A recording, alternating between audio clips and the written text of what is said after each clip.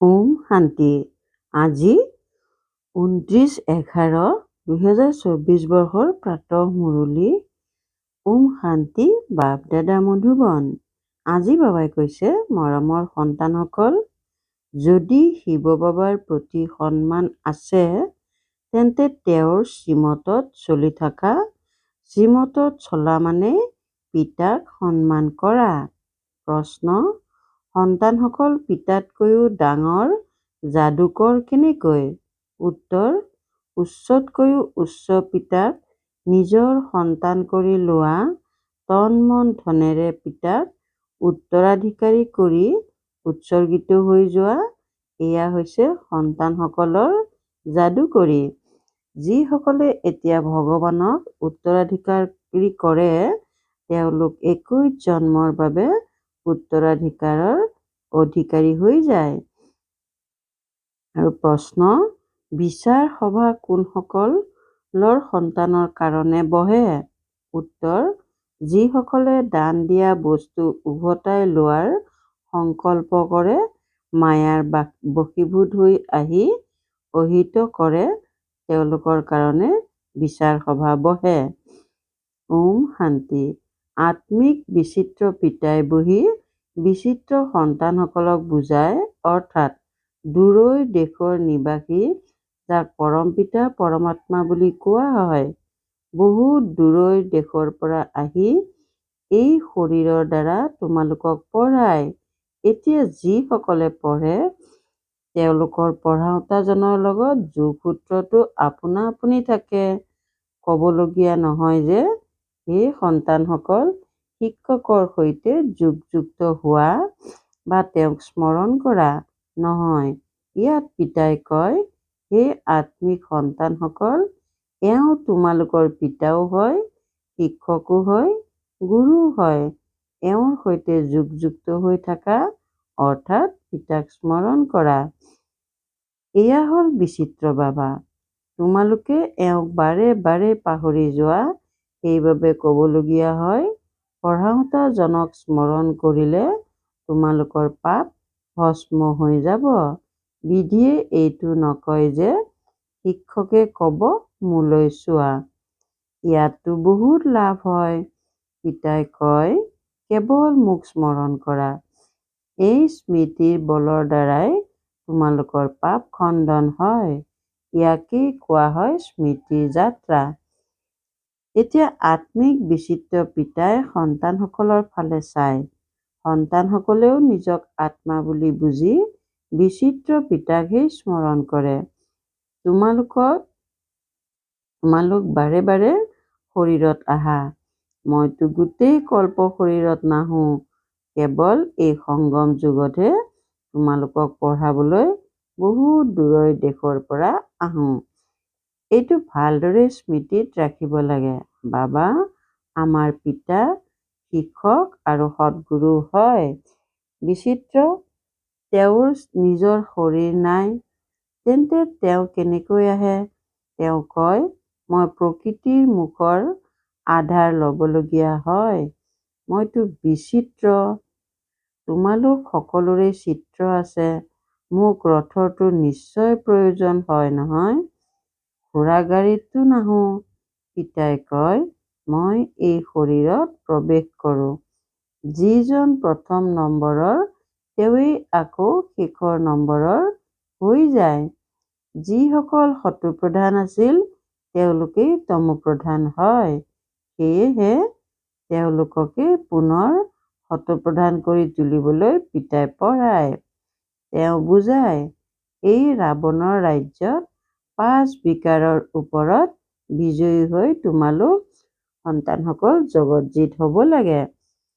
সন্তানসকলে এইটো স্মৃতিত ৰাখিব লাগে যে আমাক বিচিত্ৰ পিতাই পঢ়ায়। পিতাক স্মৰণ নকৰিলে তেতিয়া পাপ কেনেকৈ ভস্ম হ'ব? এই কথাবোৰো এতিয়া সংগম যুগতেই শুনা। এবাৰ যি হয় সেয়াই আকৌ কল্পৰ পাছত পুনৰাবৃত্তি হ'ব। কিমান ভাল বুজনি! এই ক্ষেত্ৰত অতি বিশাল বুদ্ধিৰ প্ৰয়োজন। এয়া কোনো সাধু সন্ত আদিৰ সৎসংগ নহয়। তেওঁক পিতা বুলিও কোৱা আৰু সন্তান বুলিও কোৱা। তোমালোকে জানা এওঁ আমাৰ পিতাও হয় সন্তানো হয়। আমি এই সন্তানটিক সকলোবোৰ দি উত্তৰাধিকাৰী কৰি দিওঁ আৰু পিতাৰ পৰা 21 জন্মৰ বাবে উত্তৰাধিকাৰ লওঁ। সকলো আৱৰ্জনা দি পিতাৰ পৰা আমি বিশ্বৰ বাদশ্বাহী লওঁ।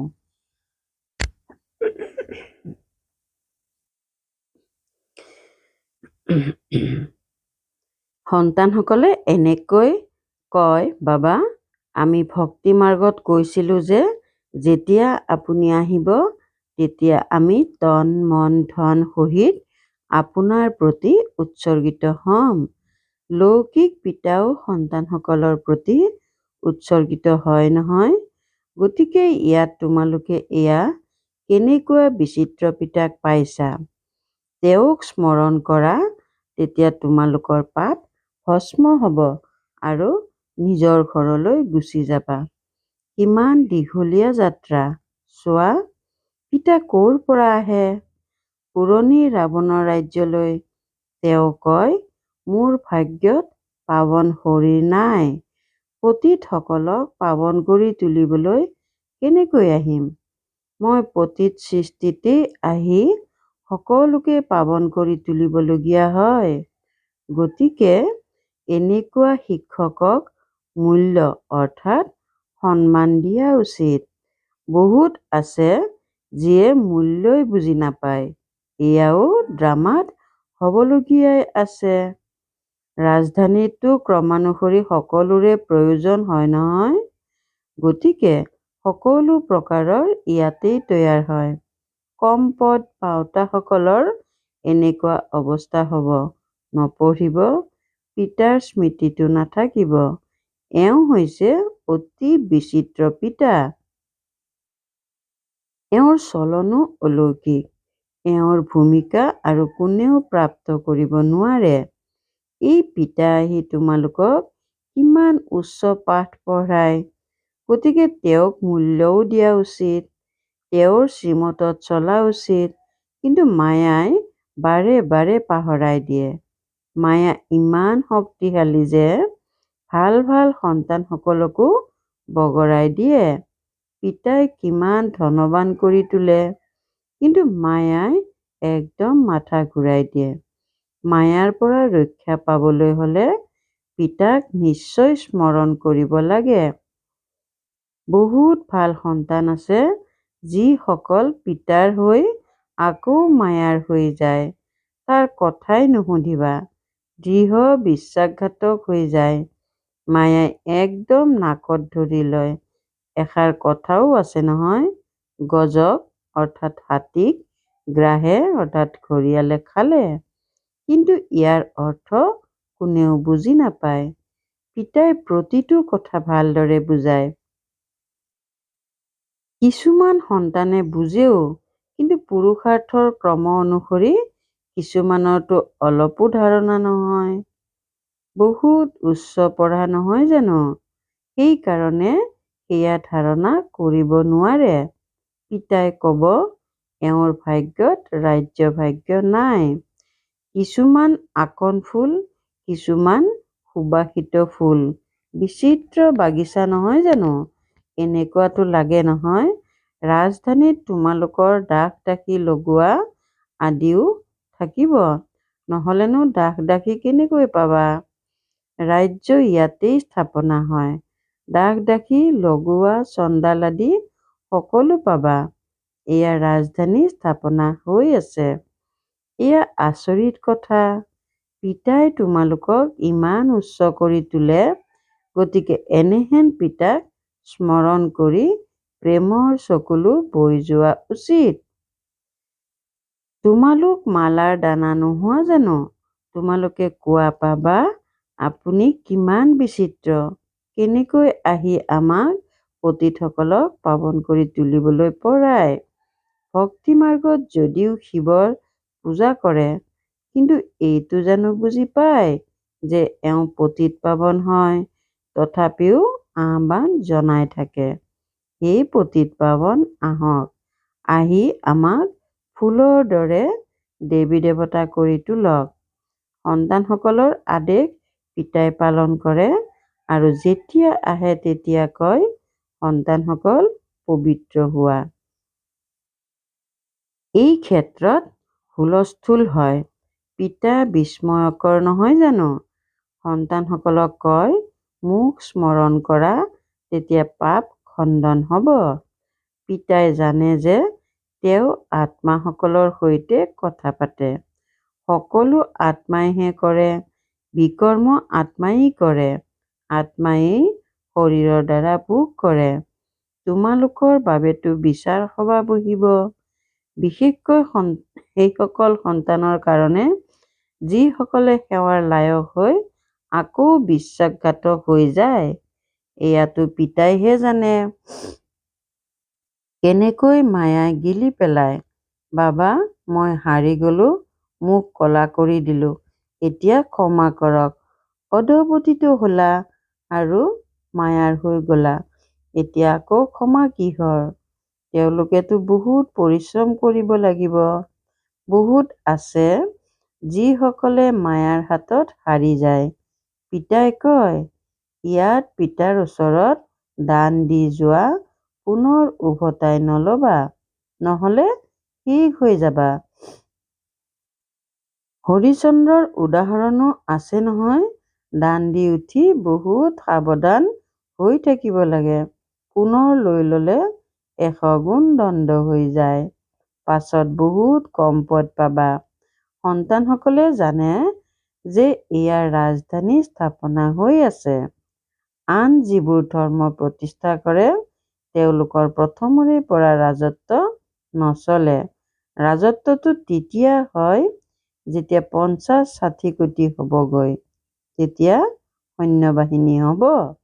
আৰম্ভণিতো 1-2জনহে আহে, আকৌ বৃদ্ধি হয়। তোমালোকে জানা যীশু খ্ৰীষ্টও কেবা ভেষত আহিব। যীশু খ্ৰীষ্টও কিবা ভেষত আহিব। প্ৰথম নম্বৰৰ জন নিশ্চয় আকৌ শেষৰ নম্বৰত ভিকহু ৰূপত আহিব। খ্ৰীষ্টানসকলে তৎক্ষণাৎ কব, যথাযথ যীশুখ্ৰীষ্ট এই সময়ত ভিকহু ৰূপত আছে। তেওঁলোকে বুজি পায় যে পুনৰ জন্মটো লবই লাগে। তমোপ্ৰধানটো নিশ্চয় সকলোৱে হ'ব লাগে। এই সময়ত গোটেই সৃষ্টিৰ তমোপ্ৰধান জৰাজীৰ্ণ অৱস্থা। এই পুৰণি সৃষ্টিৰ বিনাশ নিশ্চয় হ'ব। খ্ৰীষ্টান লোকসকলেও কয়, যীশুখ্ৰীষ্ট 3000 বছৰ পূৰ্বে স্বৰ্গ আছিল, এতিয়া আকৌ নিশ্চয় হ'ব। কিন্তু এই কথাবোৰ কোনে বুজাব? পিতাই কয়, এতিয়া সন্তানসকলৰ সেইটো অৱস্থা ক'ত? বাৰে বাৰে লিখে, আমি যুগযুক্ত হৈ থাকিব নোৱাৰো। সন্তানসকলৰ কৰ্মকাণ্ডৰ পৰা বুজি পায়। বাবাক বাতৰি দিবলৈও ভয় কৰে। পিতাইতো সন্তানসকলক কিমান মৰম কৰে। মৰমেৰে নমস্কাৰ জনায়। সন্তানসকলৰতো অহংকাৰ থাকে। ভাল ভাল সন্তানসকলকো মায়াই পাহৰাই দিয়ে। বাবাই বুজিব পাৰে। তেওঁ কয়, মই জ্ঞানেৰে পৰিপূৰ্ণ। সৰ্বজ্ঞৰ অৰ্থ এইটো নহয় যে মই সকলোৰে অন্তৰৰ কথা জানো। মই আহিছোৱেই পঢ়াবলৈ, অন্তৰৰ কথা পাঠ কৰিবলৈ নহয়। মই কাকো পাঠ নকৰো, গতিকে এই সাকাৰেও অৰ্থাৎ ব্ৰহ্মায়ো পাঠ নকৰে। এওঁতো সকলো পাহৰিব লাগে, তেন্তে কি পাঠ কৰিব? তোমালোক ইয়ালৈ পঢ়িবলৈয়ে আহিছা। ভক্তিমাৰ্গেই বেলেগ, অৱনতি হোৱাৰো উপায় লাগে নহয়। এই কথাবোৰৰ দ্বাৰাই তোমালোকৰ অৱনতি হয়। এয়া ড্ৰামাৰ খেল নিৰ্ধাৰিত হৈ আছে। ভক্তিমাৰ্গৰ শাস্ত্ৰ পঢ়ি পঢ়ি তোমালোক অধঃপতিত হৈ তমোপ্ৰধান হৈ যোৱা। এতিয়া তোমালোক এই শ্ৰী শ্ৰী জগতত একেবাৰে থাকিব নালাগে। কলিযুগৰ পৰা পুনৰ সত্যযুগত আহিব লাগে। এতিয়া এয়া হ'ল সংগম যুগ। এই সকলোবোৰ কথা ধাৰণ কৰিব লাগে। পিতাইহে বুজায়। বাকীটো গোটেই জগতৰ বুদ্ধিত গডৰেজৰ তলা লাগি আছে। তোমালোকে বুজিছা, এওঁলোক দৈবী গুণ সম্পন্ন আছিল। তেওঁলোকে আকৌ আসুৰী অৱগুণধাৰী হৈ গ'ল। পিতাই বুজাইছে, এতিয়া ভক্তিমাৰ্গৰ সকলো কথা পাহৰি যোৱা। এতিয়া মই যি শুনাওঁ সেয়া শুনা, বেয়া নুশুনিবা। এতিয়া কেৱল মোৰ কথা শুনা। এতিয়া মই তোমালোকক উদ্ধাৰ কৰিবলৈ আহিছোঁ। তোমালোক হৈছা ঈশ্বৰীয় সম্প্ৰদায়ৰ। প্ৰজাপিতা ব্ৰহ্মাৰ মুখ কমলৰ দ্বাৰা তোমালোকৰ জন্ম হৈছে। ইমানবিলাক তুলনীয়া সন্তান আছে। তেওঁক আদি দেৱ বুলি কোৱা হয়, মহাবীৰ বুলিও কোৱা হয়। তোমালোক সন্তানসকল মহাবীৰ নোহোৱা জানো? যিসকল যোগবলৰ দ্বাৰা মায়াৰ ওপৰত বিজয়ী হোৱা। পিতাক জ্ঞানৰ সাগৰ বুলি কোৱা হয়। জ্ঞানৰ সাগৰ পিতাই তোমালোকক অবিনাশী জ্ঞান ৰত্নৰে থালি ভৰাই দিয়ে। তোমালোকক সমৃদ্ধশালী কৰি দিয়ে। যিসকলে জ্ঞান ধাৰণ কৰে তেওঁলোকে উচ্চ পদ পায়। যিসকলে ধাৰণ নকৰে তেন্তে নিশ্চয় কম পদ পাব। পিতাৰ পৰা তোমালোকে সীমাহীন সম্পত্তি পোৱা। আল্লাউদ্দিনৰ কাহিনীও আছে নহয়। তোমালোকে জানা যে তাত আমাৰ কোনো অপ্ৰাপ্ত বস্তু নাথাকে। 21 জন্মৰ বাবে পিতাই উত্তৰাধিকাৰ দি দিয়ে। বেহদৰ পিতাই বেহদৰ উত্তৰাধিকাৰ দিয়ে।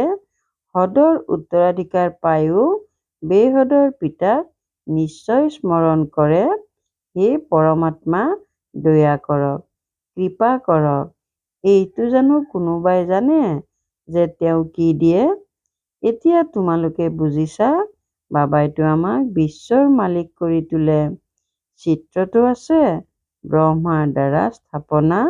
ব্ৰহ্মা সাধাৰণভাৱে সন্মুখত বহি আছে। স্থাপনা কৰিলে তেতিয়া নিশ্চয় তেওঁকে মাধ্যম কৰি ল'ব নহয়। পিতাই কিমান ভালদৰে বুজায়। তোমালোকে সম্পূৰ্ণকৈ বুজাব নোৱাৰা। ভক্তি মাৰ্গত শংকৰৰ আগত কয়, জুলুঙা ভৰপূৰ কৰি দিয়ক। আত্মাই কয়, মই কঙাল, মোৰ জুলুঙা ভৰপূৰ কৰি দিয়ক, মোক এনেকুৱা কৰি তোলক। এতিয়া তোমালোক জুলুঙা ভৰাবলৈ আহিছা। তোমালোকে কোৱা, আমিতো নৰৰ পৰা নাৰায়ণ হ'ব বিচাৰো। এই পঢ়া হয়েই নৰৰ পৰা নাৰায়ণ হোৱাৰ। পুৰণি সৃষ্টিত আহিবলৈ কাৰ অন্তৰে বিচাৰিব? কিন্তু নতুন সৃষ্টিলৈতো সকলো নাহে। কোনোবা 25% পুৰণি সৃষ্টিলৈ আহিব। কিবা কমটো হ'বই নহয়। কাৰোবাক অকণমানো বাৰ্তা দিলে তেতিয়া তোমালোক স্বৰ্গৰ মালিক নিশ্চয় হ'বা। এতিয়া সকলো নৰকৰ মালিক নহয় জানো? ৰজা ৰাণী প্ৰজা সকলো নৰকৰ মালিক। তেওঁলোক দৈত্য মুকুটধাৰী আছিল, এতিয়া সেয়া নাই। আজিকালিতো ধৰ্ম আদি কোনেও নামানেই। দেৱী দেৱতা ধৰ্মই সমাপ্ত হৈ গৈছে। কোৱা হয়, ধৰ্মই শক্তি, ধৰ্মক নমনা বাবে শক্তি নাই। পিতাই বুজায়, মৰমৰ সন্তানসকল, তোমালোকে পূজ্যৰ পৰা পূজাৰী হোৱা। 84 জন্ম লোৱা নহয়।